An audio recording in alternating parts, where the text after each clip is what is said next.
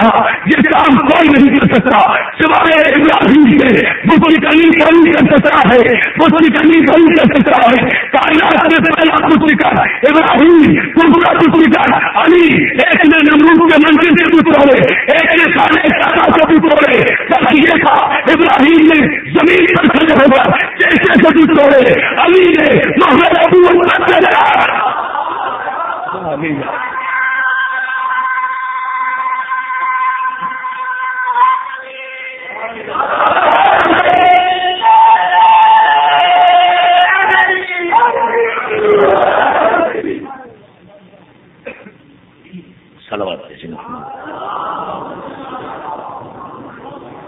اب یہ آپ کو جو میں نے ساری زحمت دی ہے یہ اس جملے کے لیے، جو جملہ قریب آ رہا ہے، خدا کے واسطے پوری توجہ اس جملے پر فرمانے۔ نمرود نے کہا یہ بت شکنی کوئی نہیں کر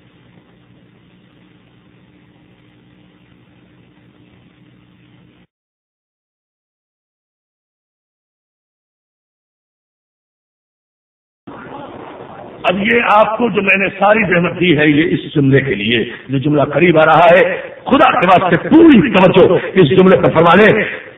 نمرود نے کہا یہ بت شکنی کوئی نہیں کر سکتا سوائے ابراہیم کے۔ کمبخت نمرود ہے، کافر ہے، مشرک ہے، بت پرست ہے، لیکن تاریخ اسلام کے ایسے مورخوں سے تو اچھا ہے۔ جملہ سنیں، جملہ جو میں کہنے جا رہا ہوں یہاں سے وہاں تک مولا سلامت رکھے شیعہ حیدر کرار کے اس مجمع کو ایک ایک بھائی کی توجہ چاہتا ہوں۔ علی کے نام پر کافر ہے، مشرک ہے، نمرود ہے، واجب اللعنت ہے، مگر بت شکن کو پہچانتا ہے کہ بت شکن کون ہے، اس کے نام میں کسی اور کا نام شامل نہیں کرتا، جانتا ہے کہ بت شکنی کون کر سکتا ہے۔ ابراہیم کو بلایا گیا، پوچھا گیا یہ بت تم نے توڑے؟ تم مجھ سے کیوں پوچھتے ہو، ان سے پوچھو۔ بس یہی جملہ تھا، اس کے لیے میں نے آپ کو زحمت دی تھی، اس پر توجہ فرمانے تاکہ عقیدہ واضح ہو جائے۔ کہا کہ یہ تم نے توڑے؟ کہا اس سے پوچھو نا، یہ جو بڑا بیٹھا ہوا ہے، اسی لیے اس کو میں نے چھوڑ دیا تھا، میں نے اس کو اسی لیے چھوڑا کہ تم اس سے پوچھو کہ کیوں۔ کہا ابراہیم سوال کرتے یہ بت ہے، یہ تو بول ہی نہیں سکتا۔ ارے توجہ نہیں فرمائی آپ نے جملے پر، مرنے کے لیے توجہ فرمائی۔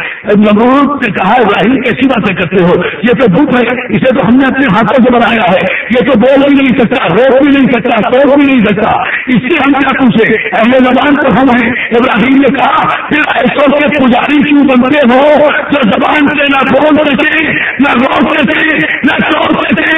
عقیدہ نے مسئلہ اس جملے کو اس لیے ادا کیا کہ کافروں کا مزاج ہی یہ ہے کہ وہ ایسوں کو اپنا ہادی بناتے ہیں جو نہ روک سکے نہ توڑ سکے، خاموش رہے۔ اگر پیغمبر یہ کہیں کہ میں تمہیں تو ہادی دے رہا ہوں، ایک بولنے والا، ایک خاموش رہنے والا، تو کہہ دیتے ہیں ہمیں بولنے والا نہیں چاہیے، خاموش کافی ہے۔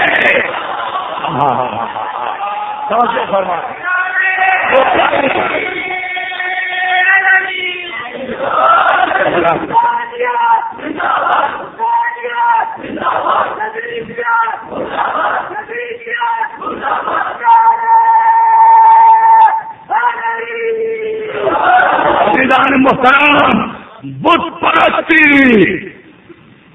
کی ضد ہے توحید پرستی۔ دیکھیں گفتگو اپنے مرکز و محور پر ہے۔